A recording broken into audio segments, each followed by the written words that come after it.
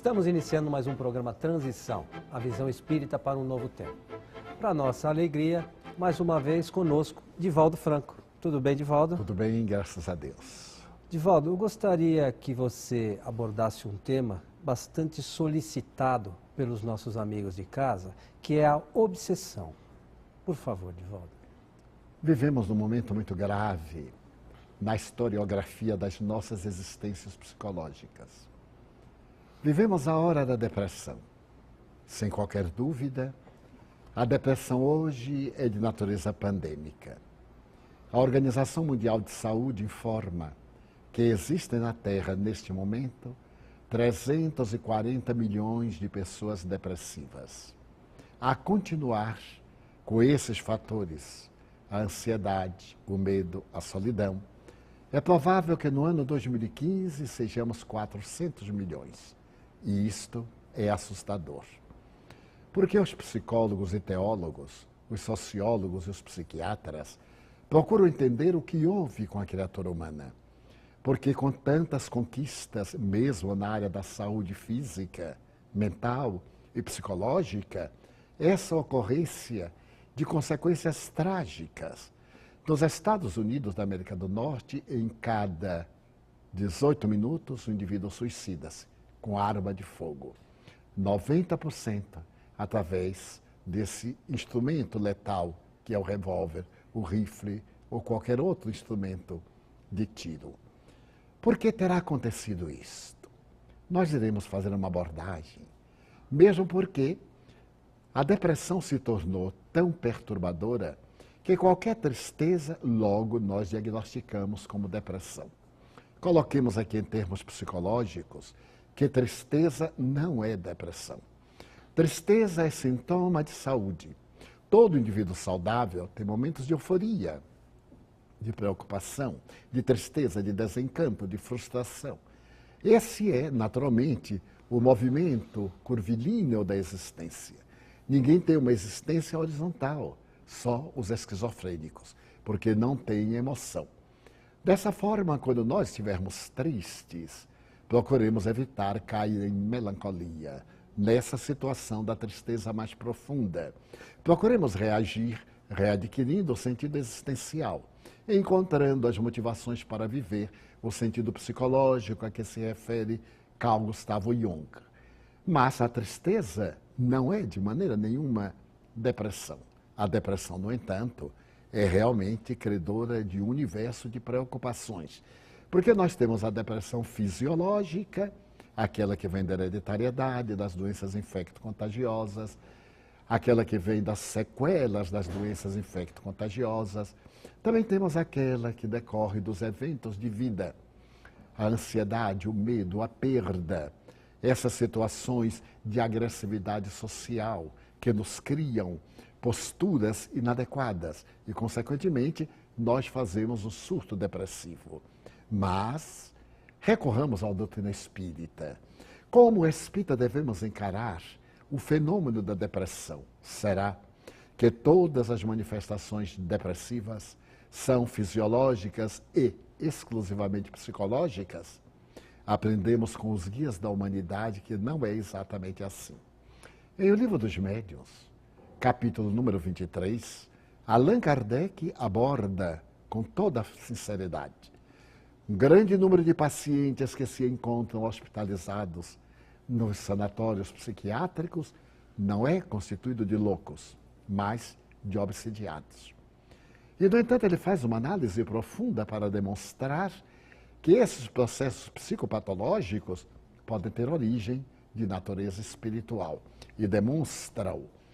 Numa análise profunda, ele procura demonstrar casos concretos de intervenção obsessiva, isto é, em que um ser desencarnado incide sobre outro, dominando-lhe a vontade, a princípio de uma maneira telepática, depois de uma forma mais agressiva e, por fim, tomando-lhe a capacidade de raciocínio e de ação.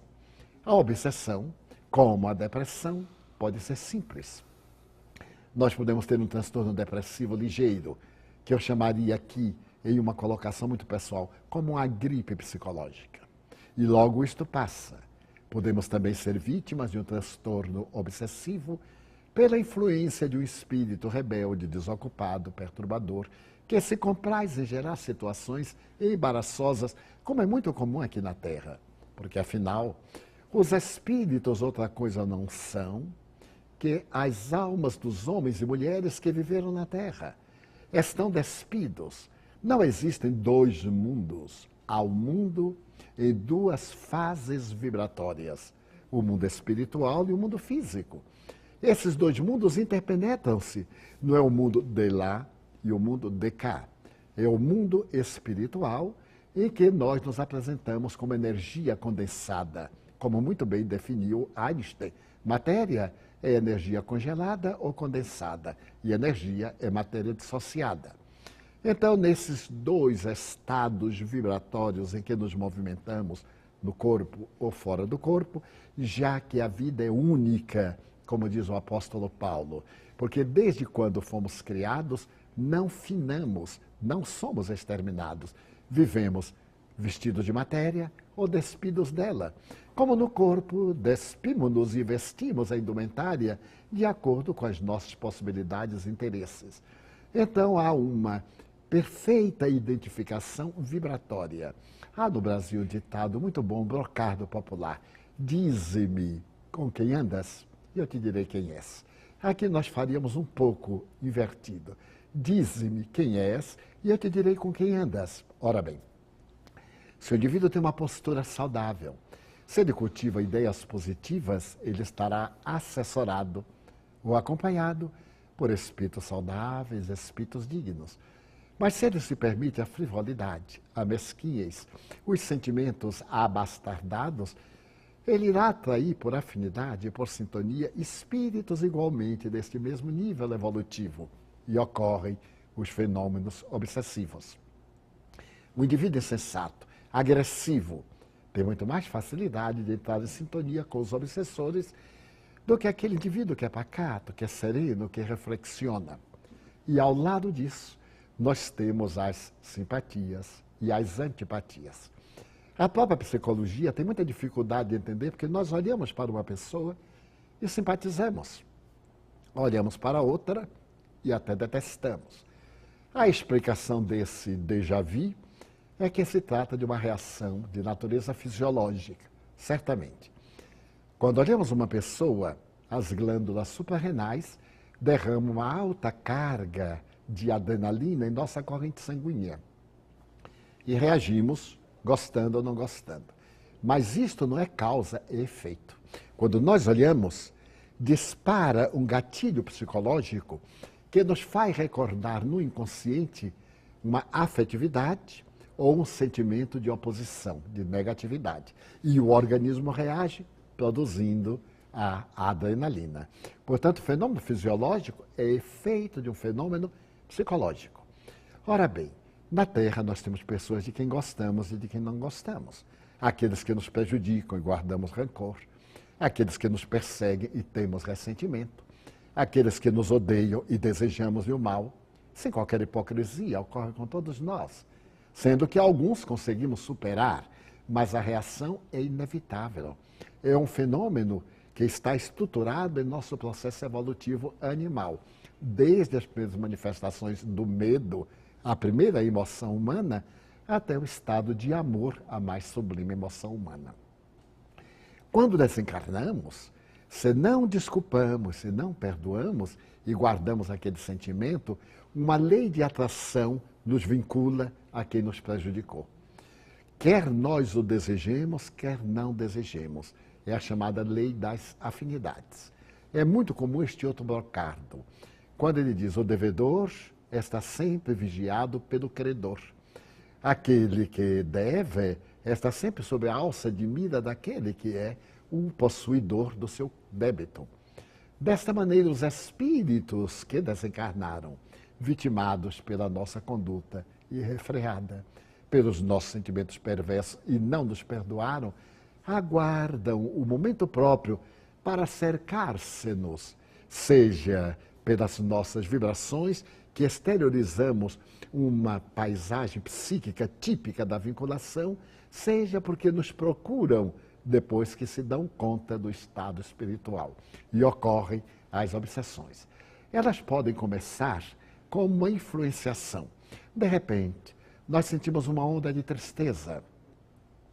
Essa tristeza, sem nenhum motivo aparente, agrava-se. E nós começamos a ter um monólogo.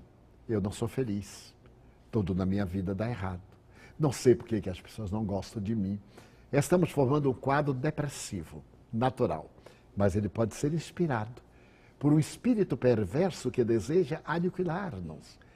E, de repente, nós saímos do monólogo para o diálogo. Falamos e sentimos que algo nos responde no interior. E, em breve, nós saímos da obsessão simples para a subjugação, que é o estado em que nós perdemos o controle sobre as nossas funções intelectivas, comportamentais e, ao mesmo tempo, fisiológicas. Nas obsessões mais graves, subjugações, que no Evangelho de Jesus apresentam-se como possessões. Allan Kardec foi um grande linguista. Além de falar e escrever fluentemente 5 idiomas, era um profundo conhecedor da língua francesa. E ele procurou demonstrar que o espírito não possui o corpo da sua vítima. A palavra possessão demoníaca, que foi a tradução do latim para o Evangelho, era porque se tinha a impressão que o espírito adentrava-se pelo corpo do possuído e então a vítima, perdia todo o sentimento de razão, de percepção e entregava-se à loucura. Allan Kardec demonstrou que o espírito encarnado de tal forma está impregnado célula a célula, por intermédio do seu perispírito em nossas hemácias e nossos glóbulos brancos, que não haveria lugar para um parasita adentrar-se em nós. Então, a obsessão não é como um líquido que se adentra dentro de um vasilhame, dá-se através do perispírito. Para quem não sabe o que é o corpo astral da teosofia, do esoterismo, de outras doutrinas orientais. Esse corpo astral, hoje é reconhecido por alguns órgãos da medicina fisiológica como modelo organizador biológico, a forma que faz a forma. Quando o espermatozoide dispara e fecunda o óvulo e ele se transforma em célula-ovo, o mecanismo energético vai moldar o corpo que nós vamos ter. É aí que vai moldar também o nosso ser que somos, aqueles atos morais, positivos ou negativos, e que vão proporcionar o que hoje a engenharia genética chama a mutação do gene. O gene vai muito bem e faz uma mutação. Aparece um câncer, aparece uma enfermidade degenerativa, Alzheimer, aparece a síndrome de Parkinson, ou outra qualquer enfermidade, ou outra qualquer expressão degenerativa. Uma mutação.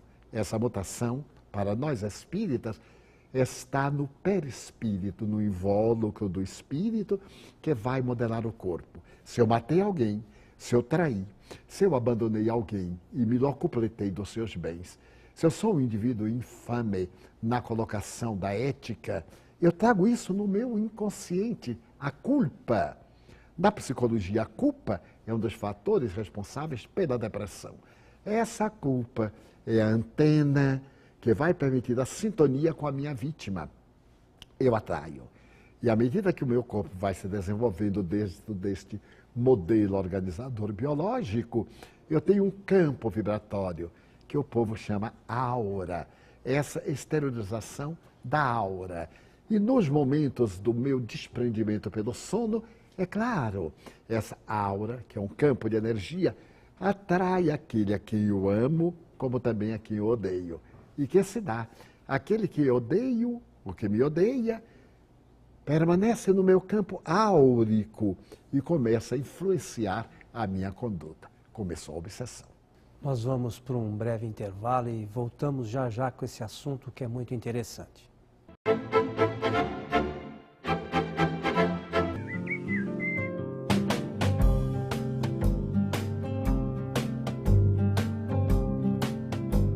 Rádio Boa Nova, a comunicação em prol de um mundo de regeneração. Conheça a revista Cristã de Espiritismo. Todos os meses temas como tratamento espiritual, vida após a morte, mediunidade, Chico Xavier, Divaldo Franco e muito mais. Visite nosso site e acesse vídeos e artigos gratuitos. Estamos de volta com o programa Transição, a visão espírita para um novo tempo. Hoje com a presença do nosso amigo Divaldo Franco, que está fazendo uma abordagem sobre o tema obsessão. Divaldo. Nesse estado de vinculação, surge uma simbiose. O agente agressivo entra nesse campo que movimenta as nossas funções orgânicas e nós captamos através da glândula pineal.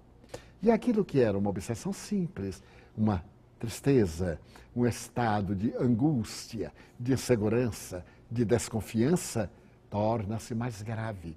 E nós passamos a ter episódios de insônia, pesadelos, em que somos perseguidos por seres monstruosos, esses pesadelos repetitivos, que nós deitamos e logo experimentamos essa agressão terrível. São os espíritos que nos aguardam fora do corpo físico pelo parcial desprendimento pelo sono. E essas obsessões tendem a agravar-se, até o momento em que o ser invasor adquire o controle das nossas faculdades mentais, da nossa emotividade e até mesmo do nosso corpo, aurindo as nossas energias no que chamamos muito bem de vampirismo. Quantos pacientes que passam a ter agora a volúpia de comer, e quanto mais comem, menos nutrem-se. E outros que perdem totalmente o apetite, que são sintomas também da depressão. Como se intercambiam as duas forças? A entidade perturbadora usufrui as energias, vampiriza-nos e nós vamos deperecendo. E podemos agora ser vítimas terríveis de induções ao suicídio, de induções à morte por falta de energia, graças à obsessão. A obsessão é muito mais frequente do que parece. E Allan Kardec, no livro A Gênese, tem a ocasião de dizer que, periodicamente, a depressão torna-se uma verdadeira epidemia. Ele disse isso em 1868. Imagine o que nós estamos vivendo hoje, é uma epidemia de depressão. As pessoas desvairam de um momento para o outro, perdem a estrutura comportamental, têm uma linha de conduta e, de repente, dão uma inclinada para um lado terrível, chocando-nos. Pervertem-se. Essa mudança brusca de comportamento nem sempre é de natureza psicológica, mas é de natureza obsessiva. Observemos que a Organização Mundial de Saúde cunhou a seguinte frase: não existem doenças, existem doentes. Isto é, pessoas predispostas às doenças. Mas é uma tese espírita. Nós entramos em doenças porque somos espíritos endividados, portanto doentes. A obsessão é porque nós carregamos as marcas das nossas defecções morais e, portanto, somos espíritos doentes, que oferecemos o campo de hospedagem para essas entidades perversas. Um notável estudioso da depressão estabeleceu que a depressão pode ser considerada como uma planta parasita. Essa planta parasita chega na árvore como uma semente, como um pólen, e então ela encontra campo, a umidade. Ela se vai desenvolvendo, enraiza-se até chegar à seiva da planta e passar a nutrir. Ela cresce e em breve ela mata o cavalo, aquela que lhe serve de ostentação. A depressão seria assim. Mas que fazer diante deste problema que se agrava? Agir de uma maneira psicoterapêutica, preventiva, cultivar as boas ideias. Nós temos hoje um arsenal extraordinário de obras que nos propõem uma vida saudável. Por exemplo, nós assistimos a um grande número à vida de Chico Xavier. Também um grande número assistiu Nosso Lar. Obras que nos conclamam a grandes reflexões. Mas a maioria de nós assistiu a essa película que tem arrebatado as multidões já na sua segunda edição, a respeito do crime do jovem coronel que mata o bandido, que estabelece a ordem, e etc. Mas nós recebemos aí uma mensagem que seria positiva, mas através da hediondez, através da violência, através do crime. E então nos armamos, criminoso bom é criminoso morto. Ué, como é que pode uma sociedade pensar dessa forma? Será que o criminoso não é resultado de um contexto social injusto? Nós lidamos muito com crianças há mais de 50 anos e notamos que todo bandido é uma criança que foi maltratada, que foi perseguida, que foi expulsa do lar por uma mãe negligente, por uma mãe infeliz, por uma mãe que não tinha qualquer condição de tornar-se genitora e que joga para a rua para se virar, vá se virar. E joga para a rua uma criança de 3, 4 anos para mendigar. Naturalmente, vai cair nas mãos do traficante hoje, para usar o crack. Então, neste bandido, esta é uma das falências morais da sociedade. Não compactuamos em absoluto com a onda de violência que varre o mundo e o nosso país em particular. Mas será que nós não estamos diante de fatores que são consequências dos nossos erros de ontem, das leis injustas? Se recordarmos, a mulher sempre foi discriminada.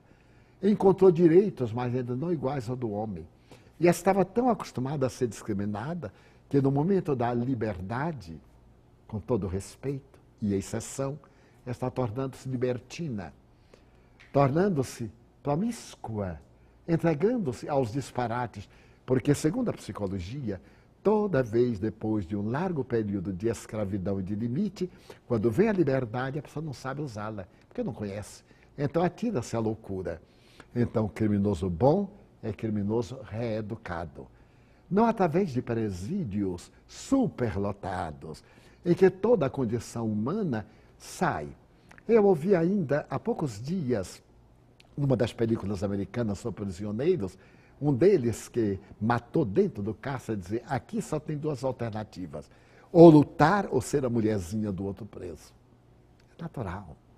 Aquela vida promíscua, como a cela pode caber 10, 12, 15 indivíduos na mais absoluta promiscuidade, sem nenhum trabalho, sem nenhum ideal, sem nenhuma esperança. Quando daí sai, o que é que ele vai fazer?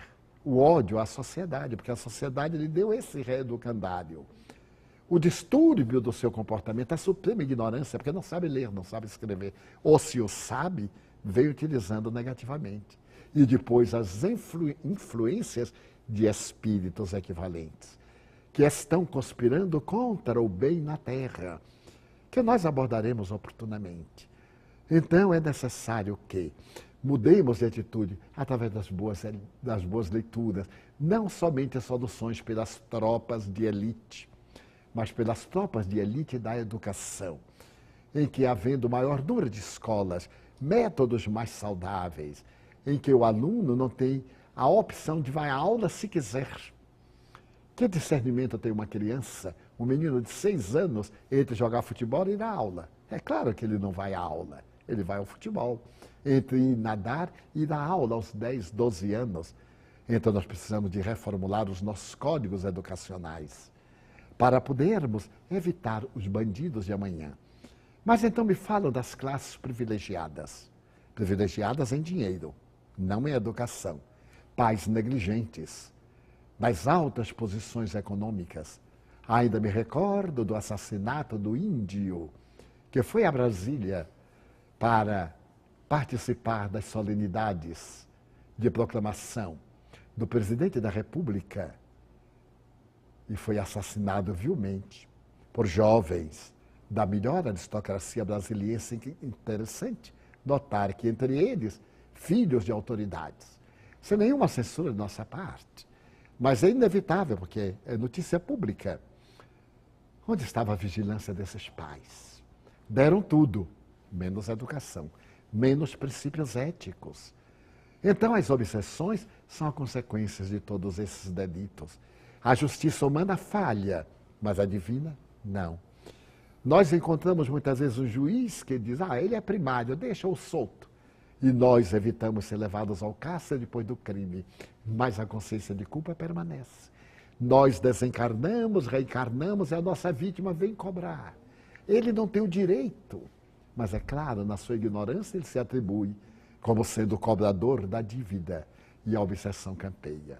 Dizíamos que solução preventiva, a boa leitura, as boas conversações, a ação da prática do bem, fazer o bem de qualquer forma, plantar uma árvore, um gesto de gentileza, um sorriso de afabilidade. Então isso constitui fatores que impedem o fenômeno obsessivo e também a depressão, porque nos enriquece de méritos perante a consciência cósmica. E se por acaso se instalou a obsessão, o que fazer? Allan Kardec orienta, no mesmo livro dos Médiuns, no referido capítulo 23, oração. Quando falamos hoje em oração, nos denominados tempos ultramodernos, parece que estamos falando de uma coisa arcaica, religiosa, supersticiosa, de uma mística. Não. A oração é um princípio psicoterapêutico dos mais eficazes, constatado em laboratório. As pessoas que oram recuperam a saúde muito mais rapidamente do que as pessoas que, enfermas, não oram. As pessoas por quem se ora recuperam-se com mais rapidez do que aquelas por quem ninguém dirige uma oração. São dados estatísticos dos mais modernos psiquiatras, inclusive de notáveis psiquiatras da Universidade Harvard, em obras que estão aí em qualquer livraria. Allan Kardec nos conclama a oração. A orar é levantar o pensamento à divindade, é cultivar ideias salutares. Na expressão da palavra, o verbo orar vem do latim os ores, boca. Abrir a boca da alma para esvaziar-se de ego e preencher-se de divindade. Então, verdadeiramente orar é um processo psicoterapêutico curativo. Recorrer aos valores acadêmicos da ciência convencional, a psicologia, a psiquiatria, a psicanálise, mas também a psicoterapia espírita, fluidoterapia, os passes, com unção, com respeito, em que os passistas devem ser pessoas conscientes de que têm uma tarefa de transmitir energias saudáveis. A sua conduta deve corresponder a essa exigência para ser um instrumento hábil de que necessita os espíritos superiores para ajudar.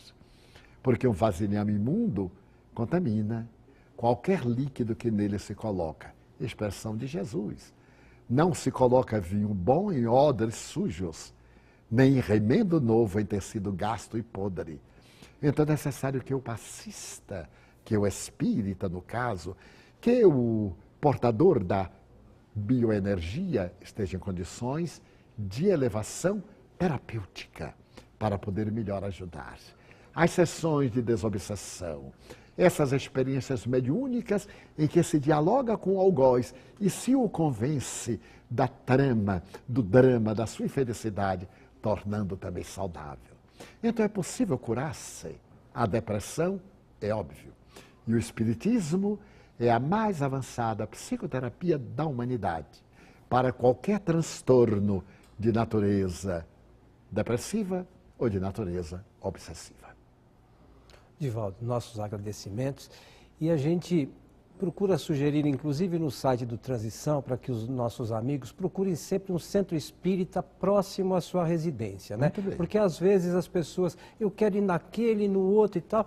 Você indo num centro espírita próximo à sua residência, fica mais fácil de você deixar de ir, né? Muito bem. Arrumar algum problema para não ir no centro. Então, a nossa frequência, nesses casos todos que o Divaldo abordou, no centro espírita é sempre muito importante e vai com toda certeza nos auxiliar na recuperação. Sem dúvida. Então, a vocês todos o nosso abraço e lembrando que este programa poderá ser revisto em nosso site juntamente com todos os nossos programas anteriores. O nosso abraço e até o nosso próximo encontro.